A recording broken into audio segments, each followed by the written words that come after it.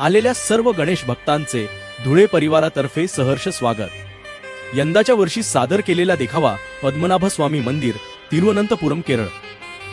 आज आपण आलो आहोत एका पवित्र स्थळी, जिथे स्वयं भगवान विष्णू अनंत शेषावर योगनिद्रेत विसावले आहेत। हे स्थान म्हणजे पद्मनाभ स्वामी मंदिर। भगवान विष्णूंच्या नाभीतून कमळ प्रकट होते आणि त्या कमळावर ब्रह्मदेवाची उत्पत्ती होते, म्हणून त्यांना पद्मनाभ असे म्हटले जाते। हे मंदिर फक्त भक्तीचे नव्हे, तर भारताच्या संस्कृतीचे तेजस्वी प्रतीक आहे।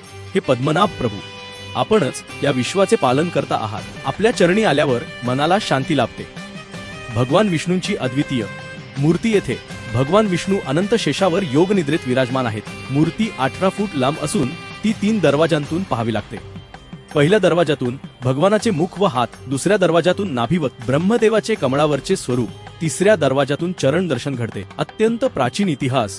या मंदिराचा उल्लेख संस्कृत पुराणांमध्ये व तमिळ साहित्यामध्ये आढळतो। मंदिराची स्थापना अंदाजे 15व्या शतकात झाल्याचे मानले जाते। दक्षिण भारतीय वास्तुकला, द्रविड शैलीतील भव्य गोपुरम, मुख्य मनोरा, आकर्षक शिल्पकला, कोरीव काम व विशाल प्रांगण हे विशेष आहे। गुप्त खजिना। या मंदिरातील भूमिगत तिजोऱ्यांमध्ये अमूल्य खजिना असल्याचे आढळले आहे। सोनं, हिरे, रत्ने, प्राचीन अलंकार आणि देवालयीन वस्तू यामुळे याला जगातील सर्वात श्रीमंत मंदिर मानले जाते। हे मंदिर केवळ दर्शनासाठी नव्हे, तर भारतीय परंपरेचा, अध्यात्माचा आणि समृद्ध इतिहासाचा जिवंत वारसा आहे। 18 भगवान गणेश आणि भगवान विष्णू दोघेही आपल्याला समान संदेश देतात। गणेश बाप्पा सांगतात, ज्ञान, विवेक आणि सद्बुद्धीने जीवन सजवा। विष्णू भगवान सांगतात, धर्म, करुणा आणि कर्तव्य पालनाने जीवन यशस्वी करा।